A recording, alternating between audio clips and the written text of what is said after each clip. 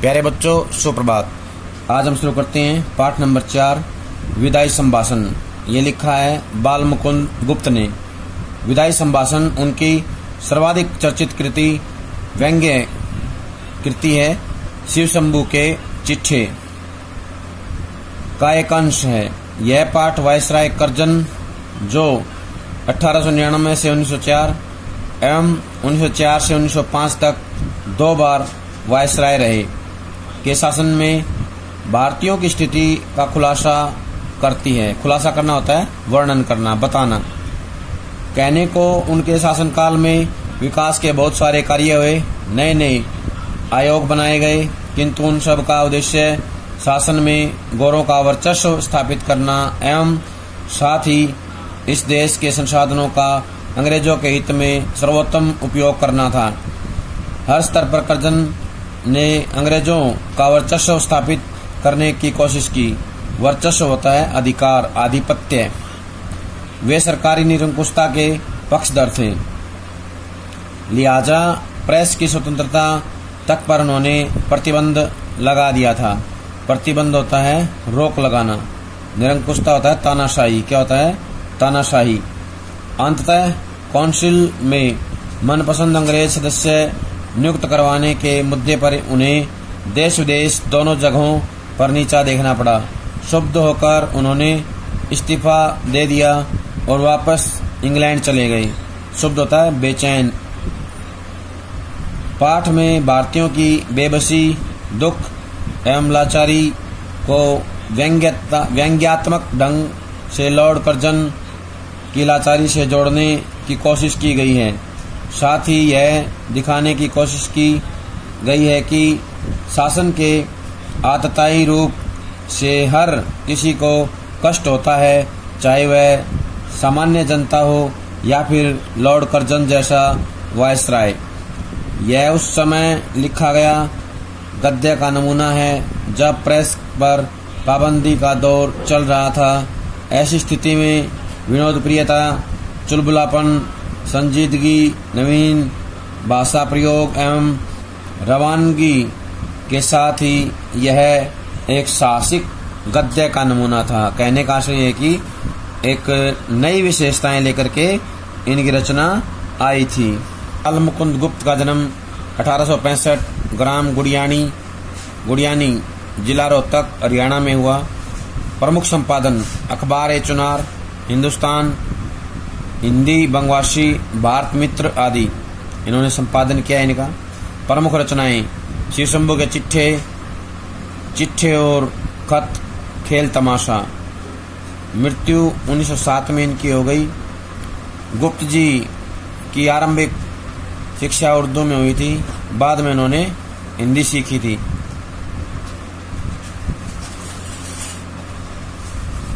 राष्ट्रीय नवजागरण के सक्रिय पत्रकार रहे हैं। राष्ट्रीय नवजागरण के सक्रिय पत्रकार के रूप में ये जाने जाते हैं। महावीर प्रसाद द्विवेदी से लंबी बहस की थी इन्होंने। शब्दों का इनको अद्भुत ज्ञान था। शब्दों के पारखी इनको कहा जा सकता है। अब हम करते हैं पाठ विदाई संभाषण। माई लॉर्ड, माई होता है मेरे, लॉर्ड होता है साहब। अंत को आपके शासनकाल का इस देश में अंत हो गया। अब आप इस देश से अलग होते हैं। इस संसार में सब बातों का अंत है। इससे आपके शासनकाल का भी अंत होता है। चाहे आपकी एक बार की कल्पना के अनुसार आप यहाँ के चिरस्थायी वायसराय भी हो जाते। चिरस्थायी होता है लंबे समय तक या सदा रहने वाला। किंतु इतनी जल्दी वह समय पूरा हो जाएगा ऐसा विचार न आपका ही था न इस देश के निवासियों का।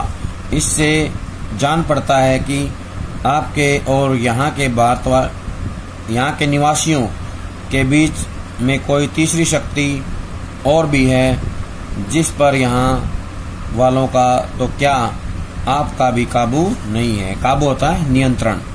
विचरण समय बड़ा करुणोत्पादक होता है। करुणोत्पादक होता है करुणा पैदा करने वाला, आपको बिछड़ते देख आज हृदय में बड़ा दुख है। माई लॉर्ड होता है मेरे साहब, मेरे स्वामी, आपके दूसरी बार इस देश में आने से भारतवासी किसी प्रकार प्रसन्न न थे। वे यही चाहते थे कि आप फिर न आवें, पर आप आए और उससे यहाँ के लोग बहुत ही दुखित हुए। दुखित होता है परेशान, दुखी। वे दिन रात यही मानते थे कि जल्द श्रीमान यहाँ से पधारें। पधारे का मतलब होता है आना, लेकिन यहाँ पे अर्थ बनेगा जाना। जाना अर्थ जो है उपयुक्त रहेगा, यहाँ से चले जाएं। पर अहो, आज आपके जाने का हर्ष की जगह विषाद होता है। विषाद होता है दुख, कष्ट। इसी से जाना कि विचरण समय बड़ा कर्णोत्पादक होता है। विचरण होता है अलग होने का समय, जुदा होने का समय। कर्णोत्पादक होता है करुणा पैदा करने वाला। बड़ा पवित्र, बड़ा निर्मल और बड़ा कोमल होता है। वैर भाव छूटकर शांत रस का आविर्भाव हो जाता है, या उस समय होता है। आविर्भाव होता है आना। क्या होता है आविर्भाव? आना। माय लॉर्ड का देश देखने का इस दीन ब्राह्मण को कभी इस जन्म में सौभाग्य नहीं हुआ। इससे नहीं जानता कि वहाँ बिछड़ने के समय लोगों का क्या भाव होता है, पर इस देश के पशु पक्षियों को भी बिछड़ने के समय उदास देखा है। एक बार शिवशंभु के 2 गायें थी। शिवशंभु क्या है? शिवशंभु एक पात्र है। शिवशंभु एक पात्र है जिसके सदा नशा चढ़ा रहता था भांग का। एक ऐसा पात्र है जिसको नशा रहता था भांग का, और वह बहकी किंतु चुभने वाली बातें करता था। बहकी किंतु चुभने वाली बातें करता था। एक ऐसा पात्र जो है उनका था, कल्पित पात्र है। शिवशंभु इनका कल्पित पात्र है और हमेशा बहकी बातें करता है। क्यों? क्योंकि सदा भांग के नशे में ये रहता था। इसके बाद 2 गायें थी। उनमें एक तो अधिक बलवती थी। वह कभी कभी अपने सींगों की टक्कर से कमजोर गाय को गिरा देती थी, यानी कि मारती रहती थी कमजोर गाय को। तो अब यहाँ से जुड़े हुए प्रश्न करेंगे। पहला प्रश्न ये होगा, माई लॉर्ड किसके लिए किया गया प्रयोग? तो बताएंगे लॉर्ड कर्जन के लिए। किसके लिए? लॉर्ड कर्जन के लिए किया गया है। किसके शासन का अंत होगा? Lord Curzon. लॉर्ड कर्जन के शासन का अंत हो गया। इसके बाद अगला प्रश्न बनेगा, दूसरी बार कौन वायसराय बन के आए थे? बताना है लॉर्ड कर्जन। कौन बन के आए थे? Lord Curzon. उनका जल्दी ही बाहर से जाना क्यों हुआ? क्योंकि उनकी अंग्रेजों से अनबन हो गई थी और उन्होंने इस्तीफा दे दिया था, इसलिए उनको जाना पड़ा। अगला प्रश्न आएगा, भारत के निवासियों को लॉर्ड कर्जन के जाने से हर्ष की बजाय दुख क्यों हो रहा था? क्योंकि उन्हें इसका एहसास नहीं था कि इतना जल्दी उनको जाना पड़ जाएगा। भारत वासियों और लॉर्ड कर्जन के बीच में कौन शक्ति काम कर रही थी? तीसरी शक्ति। कौन सी? तीसरी शक्ति, जिसका नाम क्या था? ईश्वर, परमात्मा। अगला प्रश्न आएगा, कौन सा समय कर्णोत्पादक होता है? विचरण समय। कौन सा होता है? विचरण समय जो है कर्णोत्पादक होता है। अगला प्रश्न आएगा, भारतवासी किस प्रकार प्रसन्न थे? वायसराय के आने से।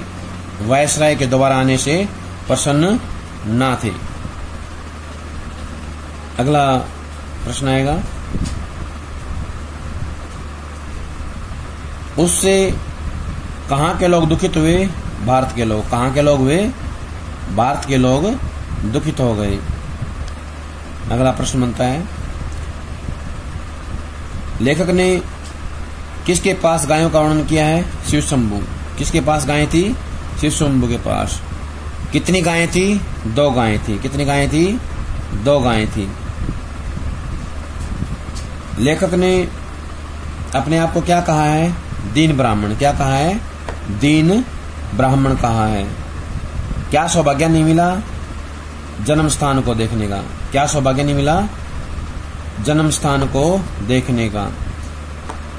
किसके जन्म स्थान को देखने का? Lord Curzon. लॉर्ड कर्जन के जन्म स्थान को देखने का सौभाग्य प्राप्त नहीं हुआ है।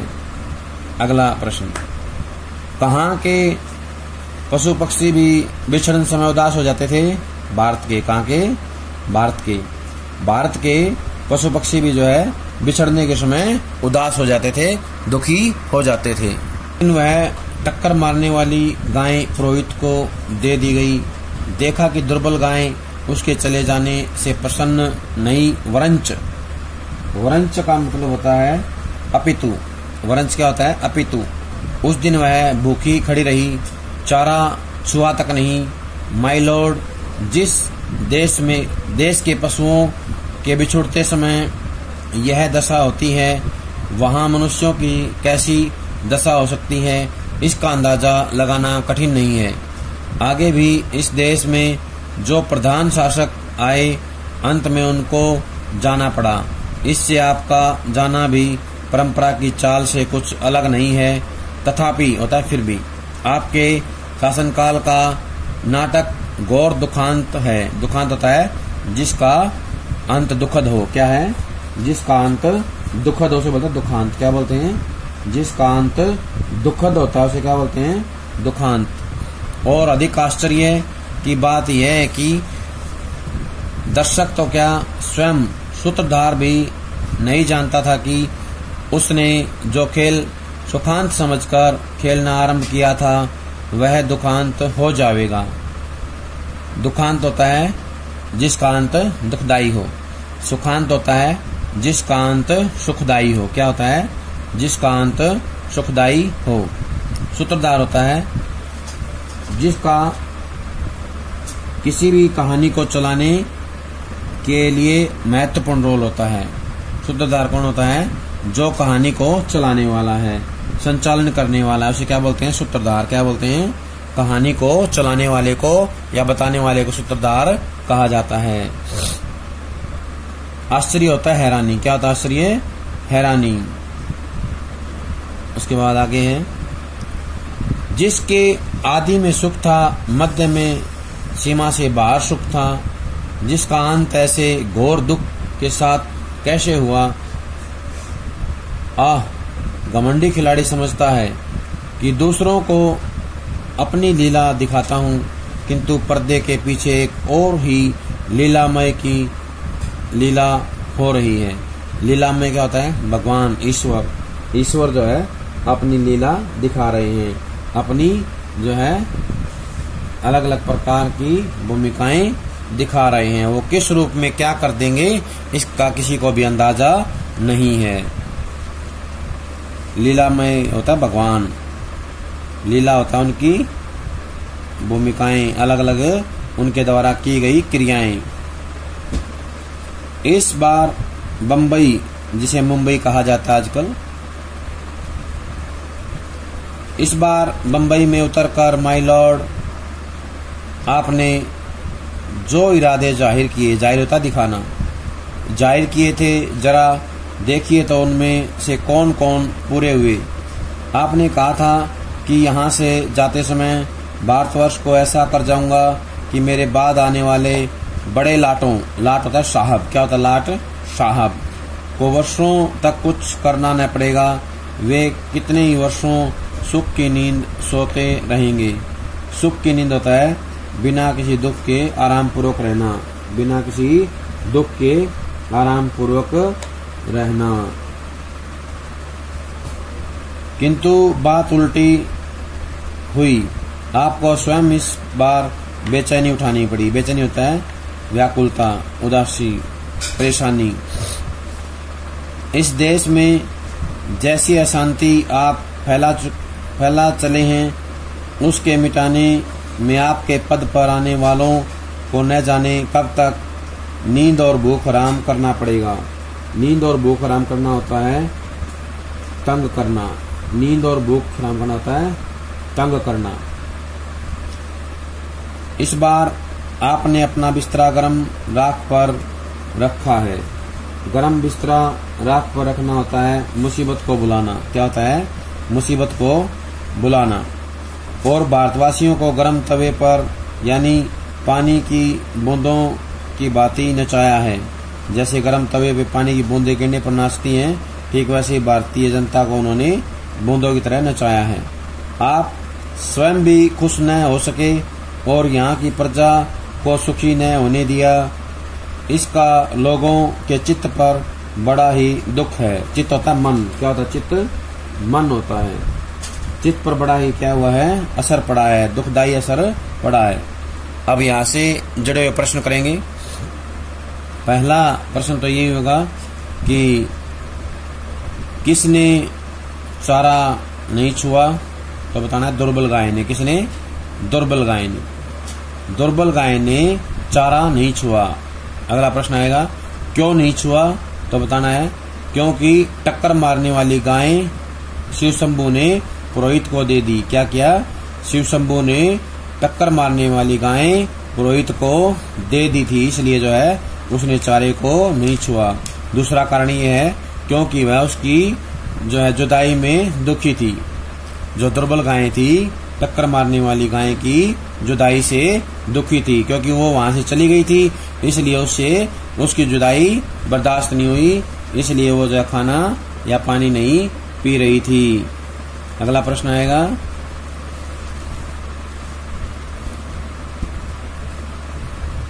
लॉर्ड कर्जन ने क्या काम किया? तो बताना है लॉर्ड कर्जन ने भारतीयों को दुख देने शुरू कर दिए। क्या किया? भारतीयों को दुख देने शुरू कर दिए। लॉर्ड कर्जन ने खेल क्या समझकर शुरू किया था? सुखांत समझकर। क्या किया था? सुखांत समझकर शुरू किया था, और अंत में क्या हो गया? दुखांत हो गया। क्या हो गया? दुखांत हो गया। लॉर्ड कर्जन के शासनकाल का नाटक कैसा था? दुखांत। कैसा था? घोर दुखांत।